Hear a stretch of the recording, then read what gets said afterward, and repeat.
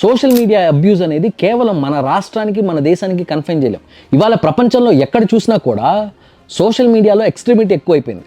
అలాంటిది మన రాష్ట్ర పరిస్థితులు చూసుకుంటే ముఖ్యంగా సినిమాలకి సంబంధించి ఫ్యాన్ వార్స్ పేరుతో సినిమా హీరోలని కానీ హీరోలకి సంబంధించిన కుటుంబ సభ్యుల్ని కానీ విపరీతంగా అత్యంత దారుణంగా టార్గెట్ చేస్తున్నారు. మహేష్ బాబు గారు అమ్మాయి సితార నుండి కళ్యాణ్ గారు అమ్మాయి ఆద్య వరకు, ఉపాసన గారు, నమ్రత గారు, స్నేహ గారు, సమంత గారు, అలానే రాజకీయాలకు వచ్చేసరికి నారా బ్రాహ్మణి గారు, వైఎస్ భారతి గారు, వైఎస్ షర్మిల గారిని, ఆనా గారిని, నారా భువనేశ్వర్ గారిని, అంటే మైనర్ పిల్లల నుండి ఇంట్లో పెద్దవాళ్ళ దాకా ప్రతి ఒక్కళ్ళు కూడా ఈ సోషల్ మీడియా అబ్యూస్కి విక్టిమ్సే. ఇంకా హరాస్మెంట్ విషయానికి వస్తే organised or coordinated personal abuse అంటాం. ఎగ్జాంపుల్కి శ్రీరెడ్డి, పంచప్రభాకర్, బోర్గడ్డ అనిల్ కుమార్ ఇలాంటి వాళ్ళందరూ ఒకళ్ళ తర్వాత ఒకళ్ళు చాలా ఆర్గనైజ్డ్గా వాళ్ళ పొలిటికల్ బాసెస్ని సాటిస్ఫై చేయడానికి పవన్ కళ్యాణ్ గారిని ఎలా పర్సనల్గా అబ్యూస్ చేశారో మనందరికీ తెలుసు. ఆయన బయటకి చెప్పకపోవచ్చు కానీ అది హెరాస్మెంటే. షర్మిల గారిని కూడా ఒకరి తర్వాత ఒకరు ఎంత హీనంగా మాట్లాడారో, ఎలా హెరాస్ చేశారో మనందరం చూసాం. అండ్ అలానే ఇంకొక ఇష్యూ ఏంటంటే ఫేక్ న్యూస్. ఎలక్షన్ సమయంలో వాట్సాప్లో కానీ